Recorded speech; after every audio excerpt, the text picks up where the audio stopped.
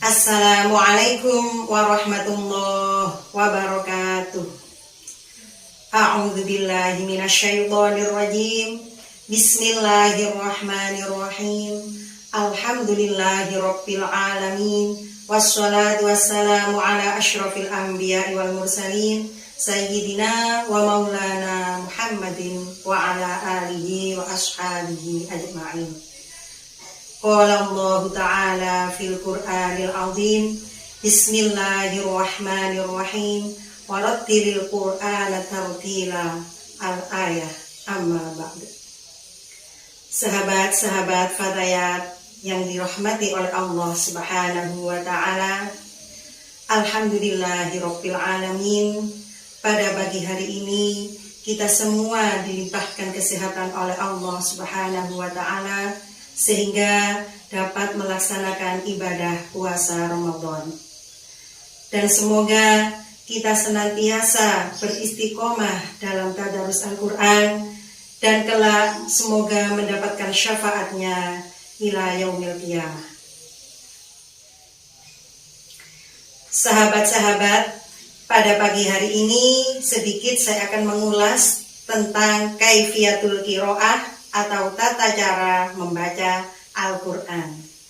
Di sini kalamullah Ta'ala Al-Quran itu tata cara membacanya ada 3. Yang pertama adalah bacaan pelan yang biasa disebut dengan tartil atau tahqiq.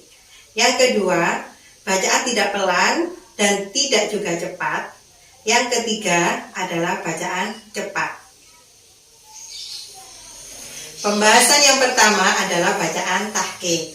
Tahqiq itu ukurannya semisal kita membaca dan menulis Al-Quran, itu selesainya akan bersamaan. Dalam artian, membaca secara tahqiq, itu akan jelas terdengar, jelas terlihat satu persatu makharijul hurufnya.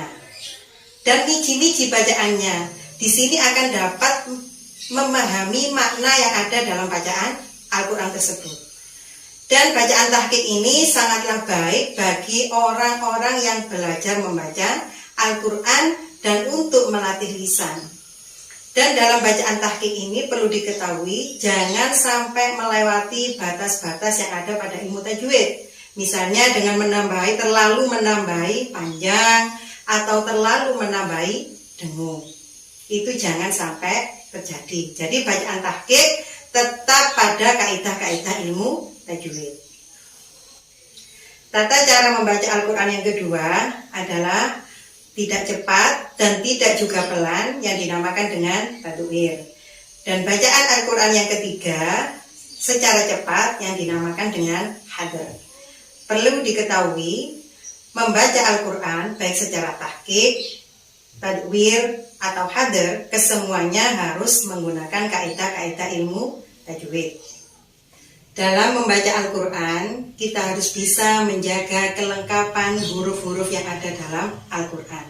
Jangan sampai ketika kita membaca ada huruf-huruf yang nyelempit atau samar-samar tidak terbaca. Sebab itu akan menghilangkan pusaka atau pokok-pokok dalam bacaan Al-Quran sehingga dapat menghapus pahala yang ada ketika kita membaca Al-Quran. Maka dari itu, apapun metode yang kita gunakan atau tata cara membaca Al-Quran yang kita gunakan, baik secara tahqiq, tartil, tadwir, atau hadr, kita harus tetap menggunakan ilmu-ilmu tajwid. Jangan sampai menghilangkan hak-haknya bacaan yang meliputi semisal mat, bacaan gunnah, ilwam, ikhfa, idhar, wasol, ibtidah, dan wakofnya. Harus jelas kita perhatikan. Dan sudah menjadi kesepakatan para ulama, semisal kita membaca Al-Quran tanpa menggunakan kaidah-kaidah ilmu tajwid, sehingga menghilangkan makna dari Al-Quran tersebut, maka yang kita baca adalah bukan Al-Quran. Maka dari itu akan hilang pahalanya dan bisa-bisa kita mendapatkan laknat. Na'udzubillahi min dzalik.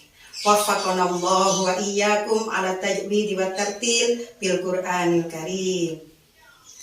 Ada permasalahan baik mana membaca Al-Quran secara pelan mendapatkan sedikit atau membaca Al-Quran secara cepat tapi mendapatkan hasil yang banyak. Nah, di sini membaca Al-Quran secara cepat mendapatkan hasil yang banyak, itu setiap huruf akan mendapatkan pahala 10 kebaikan.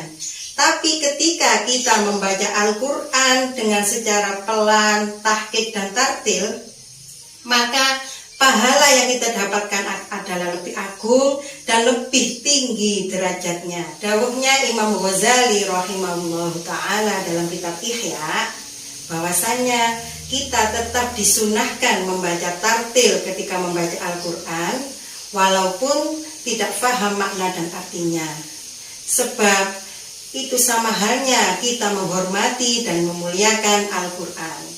Sahabat-sahabat Fatayat yang dimuliakan oleh Allah Subhanahu wa Ta'ala, di sini dapat disimpulkan bahwasannya kita harus mencintai Al-Quran, kita harus beristiqomah dalam tadarus Al-Quran. Jadikanlah Al-Quran sebagai teman duduk, tempat berkeluh kesah, dengan harapan kita akan mendapatkan inayah, mendapatkan ridho, mendapatkan rahmat dan syafaat dari Allah Subhanahu wa Ta'ala. Demikian yang dapat kami sampaikan, para sahabat. Apabila ada kurang lebihnya, kami mohon maaf yang sebesar-besarnya. Semoga bermanfaat.